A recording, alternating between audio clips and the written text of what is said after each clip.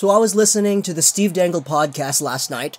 It was the episode uploaded onto their YouTube channel on March 27, so 2 days ago on Tuesday. This episode, they got guest speaker Dimitri Filipovic on, and right off the bat, in this episode, Filipovic starts talking about the Canucks, and he brings up a really good point that I wanted to reiterate here on my channel to kind of illustrate what's going on with Vancouver, because Filipovic does a really good job of explaining how things gone down, and he provides a really good insight as to why the Canucks have been the worst team over the past 3 years. And you can check this. This is not an opinion, this is facts, backed up by numbers. The Vancouver Canucks, if you go by wins and losses, going back over the past 3 years, they've acquired the least amount of points in relation to the rest of the league. Of course, Vegas doesn't count because they would be last because they didn't exist for 2 years. But it's kind of shocking, to be honest, because I don't think a lot of people would have expected Vancouver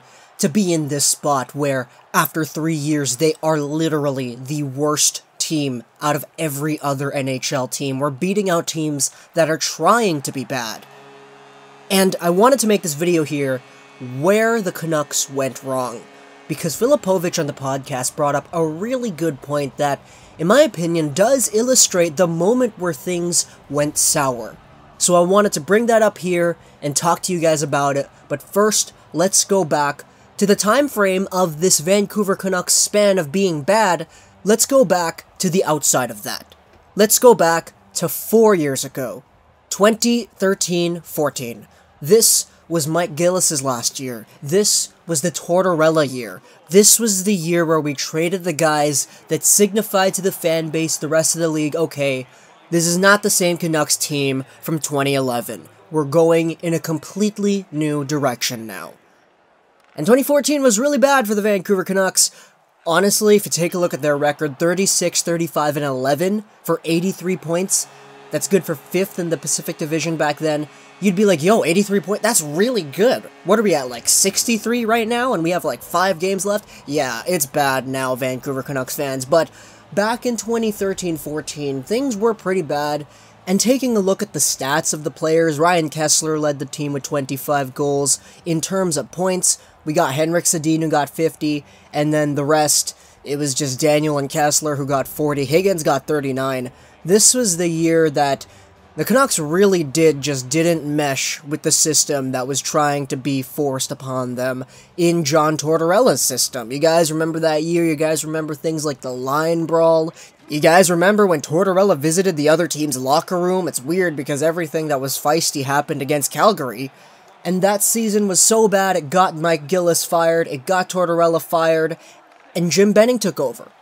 And going into the draft with the 6th overall pick, we took ourselves Jake Virtanen. If you want to take a look at the trades from back then, this was when we made our trades. We said, no, it's a completely different team. We traded Roberto Luongo, okay. We traded Ryan Kesler, okay. We got young guys coming in like Lyndon Vay, Lucas Spiza, Bonino. Traded for Derek Dorsett too, which, okay. And in Luongo's trade, we actually got ourselves Sean Mathias back. So, this is around the time when everyone's like, okay, please, are we starting a rebuild? Is this what we're doing here? And Jim Benning comes out and he says, we want to remain competitive. And everyone's like, oh, okay. And then in the summer, the Vancouver Canucks, they make some moves. They sign Ryan Miller to a contract. They sign Radim Verbata. They re-sign Zach Kassian, Kanata, Yannick Weber. Doug Lidster is made to be the new assistant coach alongside of Willie Desjardins, and going into the 2014-2015 season, people were kind of hopeful that the Vancouver Canucks would remain a good team.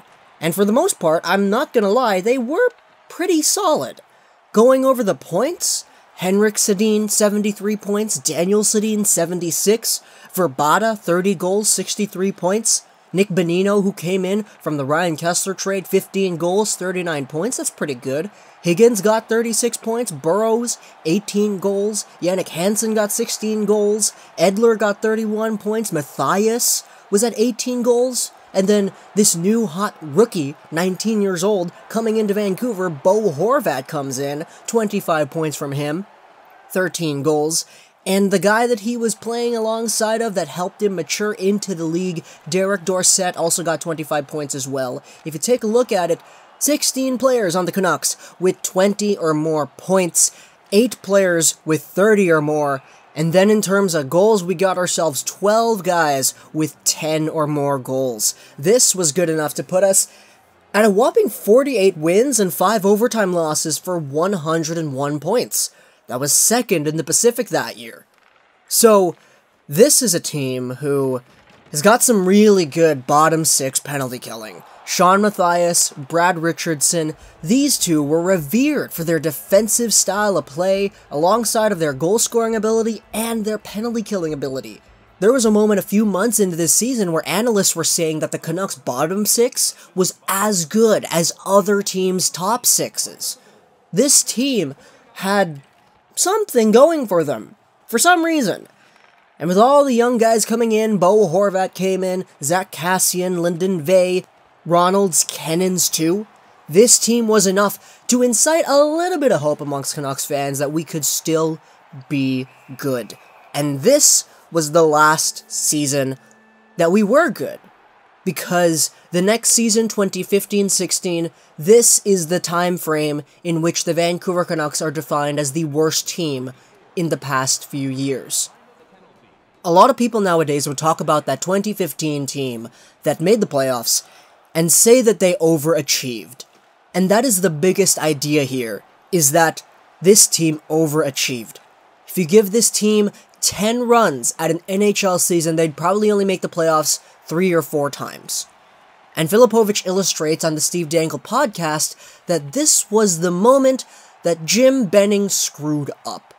This was the moment where the Canucks management tried to enforce something upon the team that didn't exist beforehand. Because the Canucks made the playoffs, it didn't allow them to fully accept the idea of a rebuild. Throughout the earlier stages of 2015, the Canucks make some moves that people like. I really liked Sven Berchi for a second-round pick. That was fantastic. Later on, they traded Eddie Lack to Carolina in exchange for a 3rd and a 7th, and people were pissed that Eddie Lack only got those 2 picks. Then we make some trades that kind of don't really work out in the long run.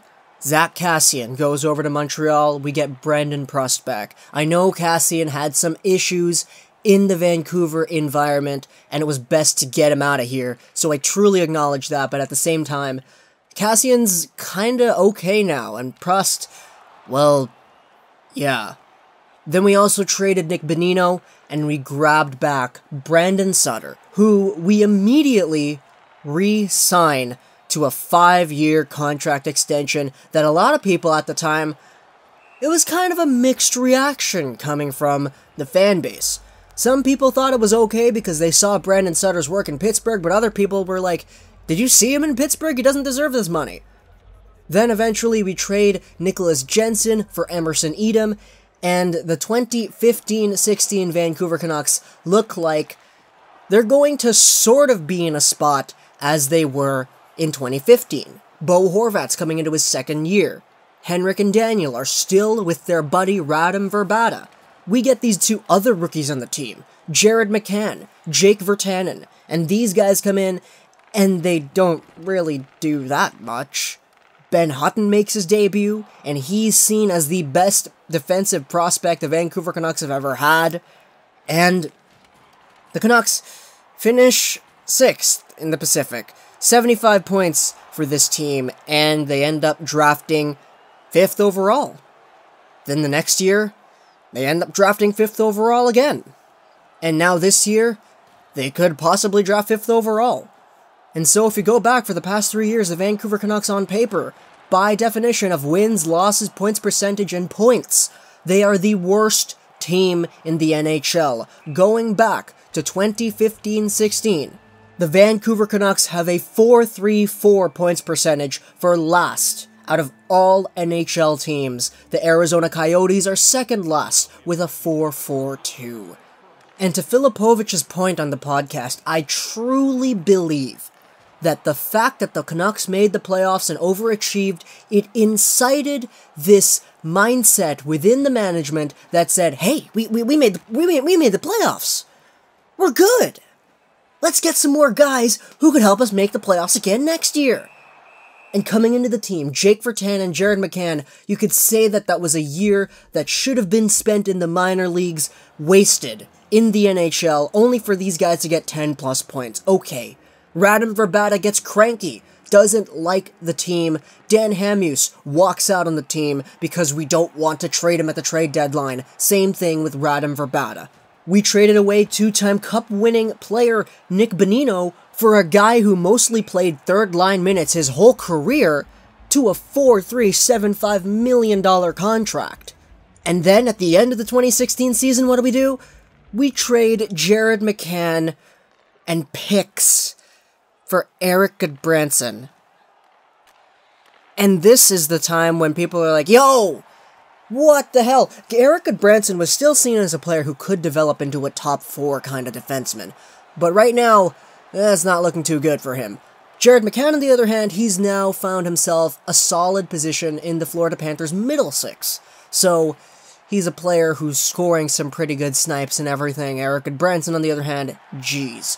At the time, people were like, why are we throwing away our prospects? Why are we throwing away our picks for guys who don't necessarily have the best potential going forward in comparison to what Jared McCann in a second and a fourth could have provided?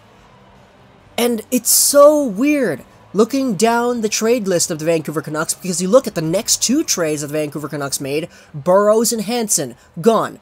Dahlin, Nikolai Goldobin come back. Okay, that's pretty good. Andre Padan, gone, sent out for Derek Pouliot. Yo, I like that a lot. Jordan Subban for Nick Dowd. Thomas Vanek for Jokinen and Mott. Brendan Leipzig for Philip Holm. Oh yeah, that's a really good one. And then you take a look at the free agent signings. Yo, Sam Gagner. Okay. Anders Nielsen. Okay. Delzato. Okay. This is really good because we could trade all these guys at the deadline, right? This is gonna happen. We traded Thomas Vanek, got ourselves Jokinen back, and Tyler Mott. So all in all, in conclusion, crediting to Dimitri Filipovic's point on the Steve Dangle Podcast, the Vancouver Canucks are stuck in a limbo between wanting to be competitive and wanting to embrace the rebuild. It's all incited by their false hope that they overachieved and made the playoffs in 2015, which resulted in their inability to fully comprehend the situation of what we got going on here, which caused them to make moves and decisions that didn't necessarily benefit the team in the best way. Hope you guys enjoyed this video. If you're a plus, download controls like that, Stress 9 Gaming, and bye.